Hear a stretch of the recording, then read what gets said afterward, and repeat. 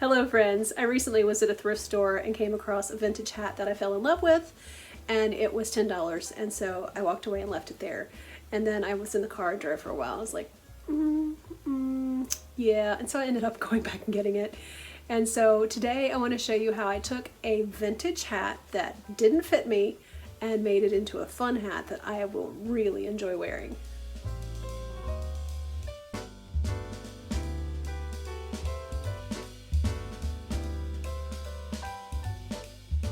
Hello friends, I picked up a vintage hat recently, and I went ahead and wet it and put it on my hat form to reshape it to make it so that it would fit me. It was way too small. Vintage hats tend to run very small, and so it's nice and crispy now.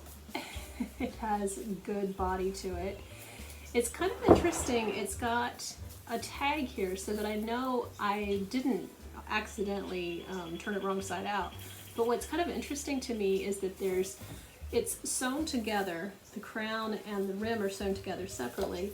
This is the shiny side up, and this was the shiny side up before I wet it. And somehow in my maybe not so terribly delicate handling of it, the shiny side is now on the inside of the crown. So I'm just gonna go with it. I kind of prefer it not to have that glossy sheen, to be honest. So, and I think I'm gonna go ahead and put a clip in it to remind me where the front is. So we're just gonna put a clip right here. And that'll just remind me where the front is, because this is one of those, the intention was to make it have this cool angle to it. But I didn't block the hat, taking into account the original tag. So if I were to put the original tag on my head the way it is now, it would look like so. Actually, this is not a bad deal. So maybe I need to continue thusly. That's funny, isn't it? Okay, well, let's make a hat. I really thought that was, okay, so that's the back, which means the front is right here. And the reason why this has kind of thrown me is that I didn't block it quite right. I didn't block it with that in mind, but it actually works out really great. So apparently, something that I didn't know is that the flower on a hat goes on the right hand side. My instinct would be to put it on the left. So this is kind of, there's a little bit of kind of retraining myself so that I don't put it on the wrong side. Because as much as I love being the one who does everything different than everybody else, I'm not sure I'm ready to be the one who does things bucking, 500 years of millinery history. So, alright, so my intention is to use these cherry blossoms that I picked up at Michael's the other day. Got a whole little handful of these, and I just want to make it work somehow. So we're gonna just play, and I might move the camera so you can see a little bit closer what I'm doing, but I am literally just going to play, and we're just gonna see what happens together, okay? I'm gonna put on some music, and we're gonna seek the zone, okay?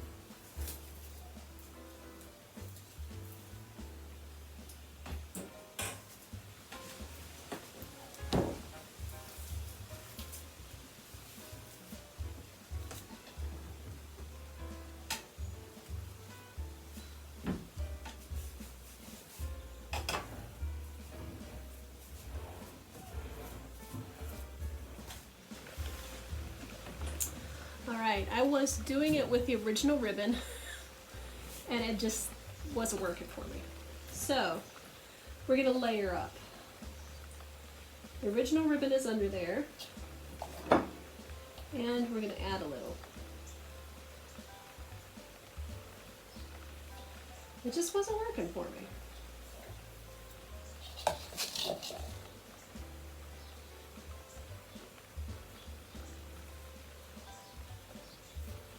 Let's keep going, shall we? Another loop or two.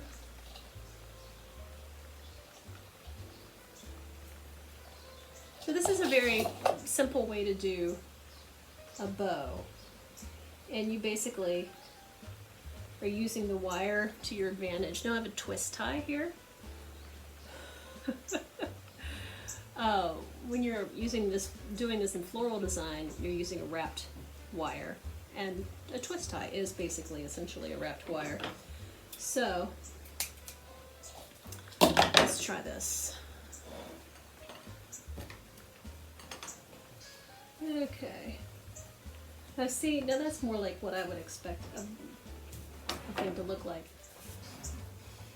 I don't really want these to show anymore. So I'm going to go ahead and, what am I going to do? We're going to tuck them under.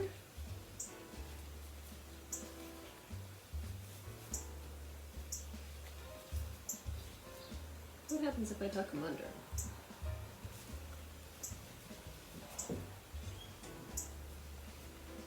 You know what? We are just going to tuck them under. Okay, so essentially I haven't done anything to this ribbon that can't be undone by somebody who's very patient and who doesn't mind picking off the glue. So we're going to just a little bit of glue there. Put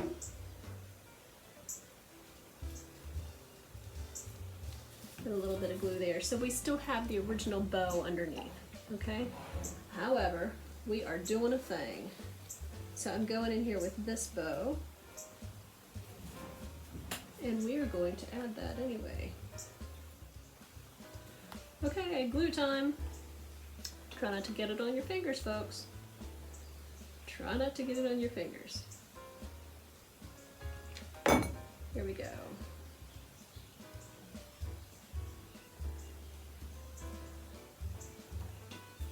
I'm going to hold it with a chopstick.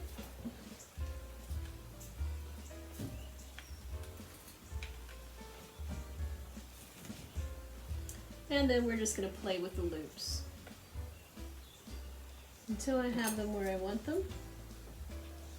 You can tuck ends in and make an additional loop.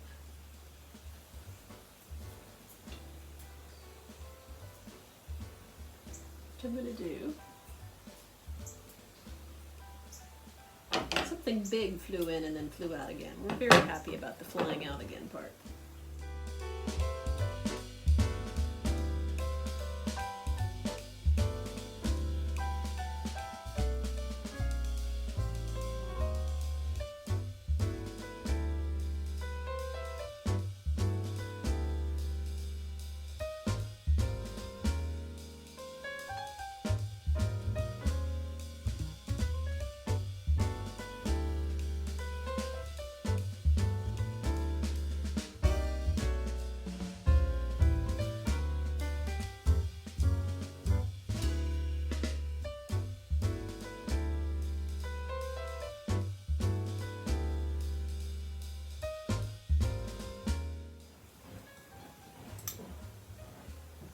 Perhaps I have a feather or two, although I'm not sure, and quite honestly I'm not sure that it needs it. So let's try it on and see how we do. See how we did.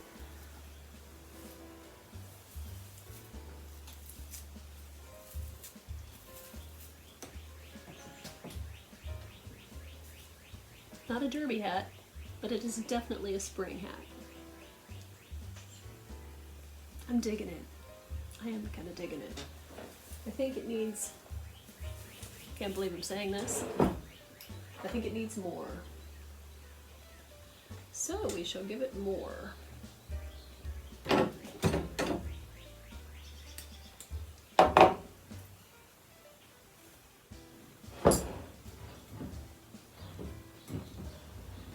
has a little wiggle to distract somebody if you're really boring. If you're telling a story they don't want to hear, then it's good if your hat wiggles.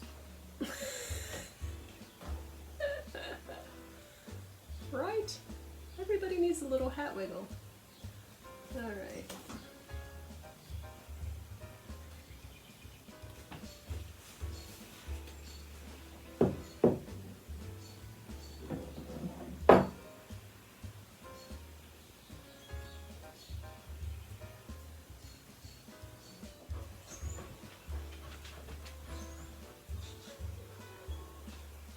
Okay, I think we're done.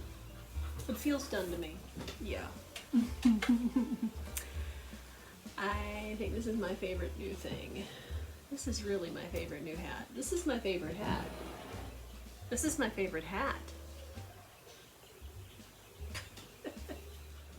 I do like my cloche hats, but I guess every one that I make is my new favorite. Coco, should we go see what Daddy's up to? Well, friends, I love my new hat. I really think this is the best hatness ever. Or, you know, maybe the other one I made recently is pretty good too. Anyway, it's a pretty decent hat. I wore it on a Zoom call. I got called the Queen of England, you know. Americans don't really wear hats as much as the British do. And that's just a mistake as far as I'm concerned. But anyway, I'm really loving how taking a vintage hat and using it as a base made it possible to do so much more, because I don't think, I mean, at least the little bit of looking I've done, I haven't seen this sort of hat available. So that's kind of a perk. And when they are not much money, that is another really nice perk, because, you know, I'm a thrifter.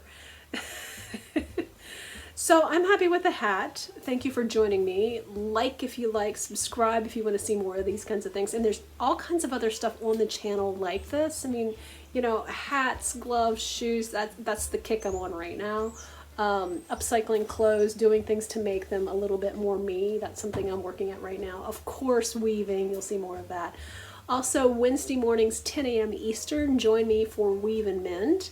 And that's my way of introducing you to saori weaving, which is so much fun. It's like getting in the zone, and it's improvisational, and it's very mindful, and it's just, I seek the flow when I sit down at the loom, and it is so cool to experience that with other people and to bring you into that conversation. So join me Wednesday mornings, 10 a.m. Eastern.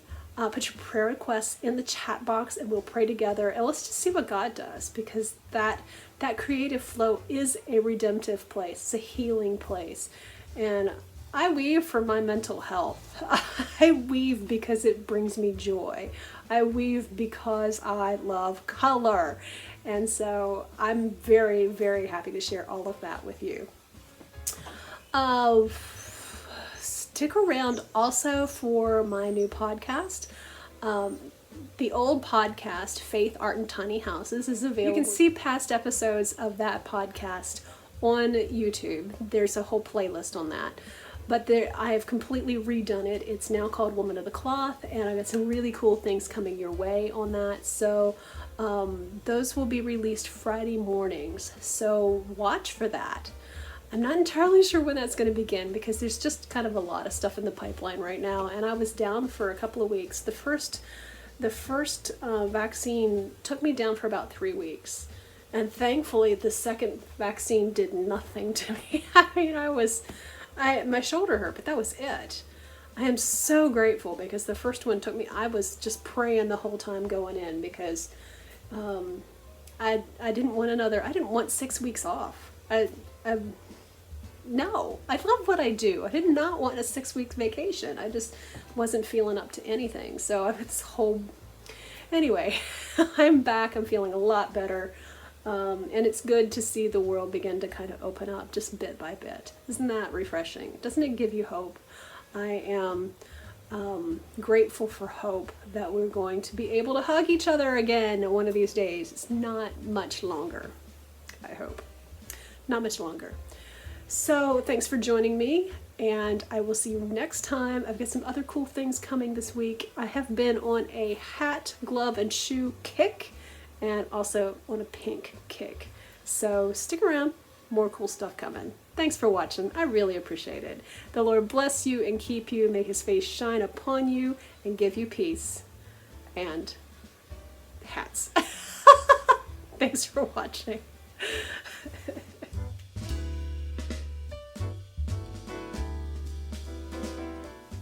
Well, friends, this video has been a part of Pink Week here on the channel. One video every day, each one featuring something pink that is either upcycled or made from scratch entirely by me.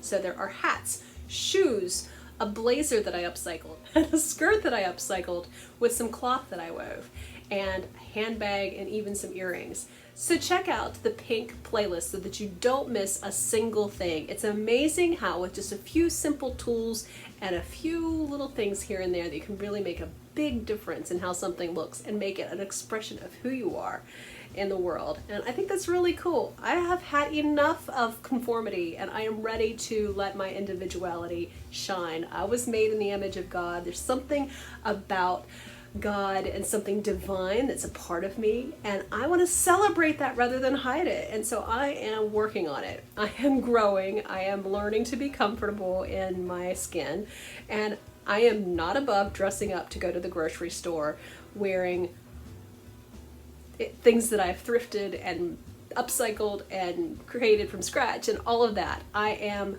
learning how to be more authentically me and invite you to that journey. So thanks for watching. I really appreciate it.